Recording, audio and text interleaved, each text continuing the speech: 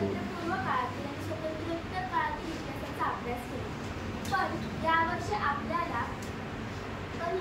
आपल्याला वेगळ्या पद्धतीने इतिहासाचा अभ्यास करायचा आहे. तो म्हणजे इतिहास या विषयाच्या माध्यमातून रोजगाराच्या संधी कशा उपलब्ध होतात हे आपण 10वीच्या इतिहासात पाहणार आहोत. थोडक्यात सांगायचे तर भूतकाळातील इतिहासाची सांगड वर्तमान काळात घालणे व वर्तमान काळातील इतिहासातून भविष्यकाळ सुकर कसा करायचा हे पाहू. तर आपण पहिल्या प्रकरणात पाहिले पाश्चात्य विचारवंतांनी कशा पद्धतीने इतिहास लेखन केले हे आपण आणि दुसऱ्या प्रकरणात पाश्चात्य विचारवंत भारतात येऊन भारतीय संस्कृतीचा अभ्यास करतात, तर आपणच आपल्या संस्कृतीचा अभ्यास का नाही करावा हे अशी भावना भारतीय विचारवंतांच्या मनात जागृत झाली व त्यातूनच भारतीय इतिहासकारांनी इतिहास लेखनाला सुरुवात केली. तर मग मला कोण सांगेल उपयोजित इतिहास म्हणजे काय?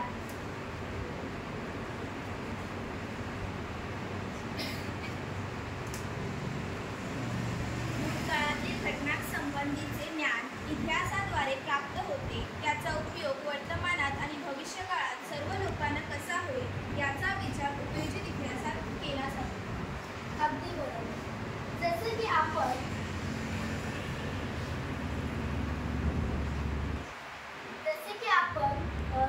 छत्रपती शिवाजी महाराज, महात्मा गांधीजी, रामायण महाभारत यांचा अभ्यास करतो, पण तो अभ्यास फक्त परीक्षेसाठी केला तर तो उपयोगाचा नाही.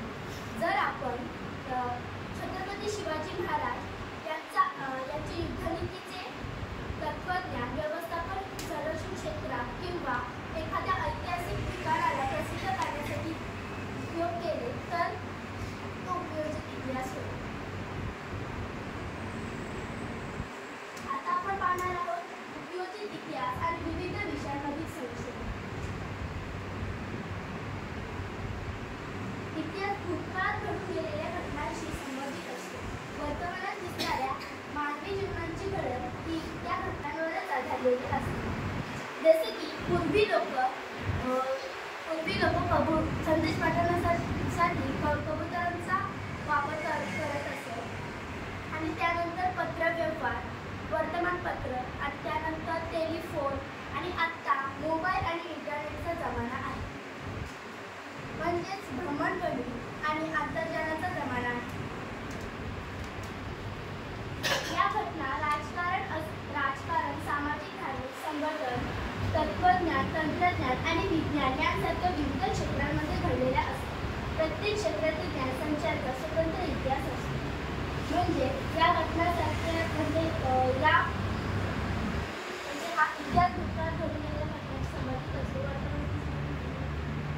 या घटना राजकारण, सामाजिक, धार्मिक, संघटन, तंत्रज्ञान, तंत्रज्ञान आणि विज्ञान या क्षेत्रांमध्ये म्हणजे या क्षेत्रांचा ज्ञानसंचयाचा एक स्वतंत्र इतिहास असतो. जसे की भारतीय कलेचा इतिहास पाहिला तर अजंठा लेणी,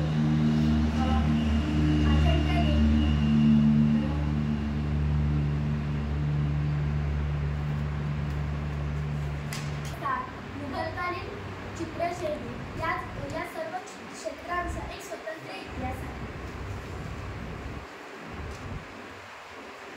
या अनुषंगाने अनेक विषयांच्या संशोधनात इतिहासाची संशोधन पद्धती ठरते. उदाहरणार्थ तत्त्वज्ञान, विज्ञान, तंत्रज्ञान, उद्योगधंदा आणि व्यापार, व्यवस्थापनशास्त्र, कला, मानवविज्ञान शाखा या सर्वात इतिहास संशोधनाचा सांस्कृतिक आणि नैसर्गिक वारशाची गरज आहे.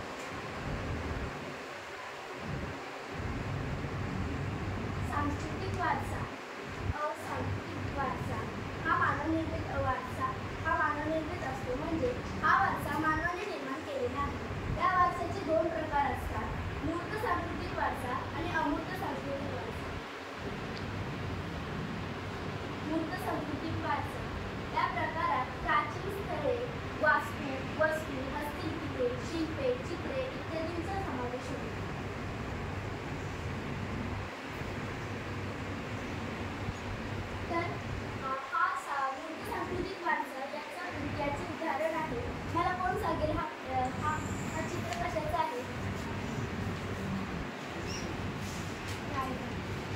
अगदी बरोबर. हे रायगड आहे. या किल्ल्याला हा किल्ला शिवकालीन आहे आणि या किल्ल्याला मोठा इतिहास आहे. मोठा इतिहास या किल्ल्याच्या मागे रंगलेला आहे.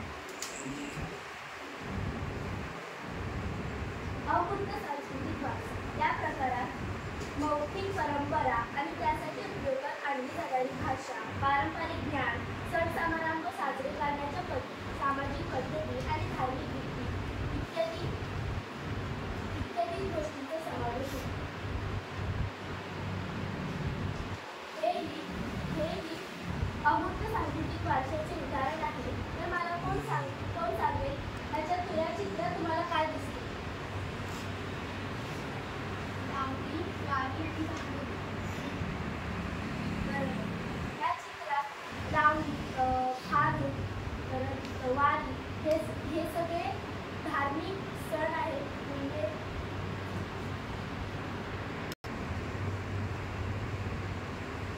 आहे नैसर्गिक वारसा. निसर्गातील जैववैविध्याच्या विचार नैसर्गिक वारशाची संकल्पना घेतला आहे.